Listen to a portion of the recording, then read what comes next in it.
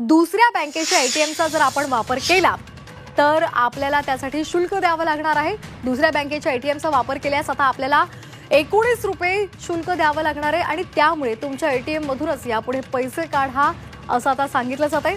दुसऱ्या बँकेच्या एटीएम मधून बँक बॅलन्स चेक जरी करायचा असला तरी त्यासाठी 7 रुपये अतिरिक्त शुल्क द्यावं लागणार आहे। 1 एप्रिल पासून या नव्या नियमाची अंमलबजावणी होण्याची शक्यता आहे। आताची महत्त्वाची बातमी आपण पाहतोय। दुसऱ्या बँकेच्या एटीएमचा वापर केल्यास आता 19 रुपये अतिरिक्त शुल्क द्यावं लागेल।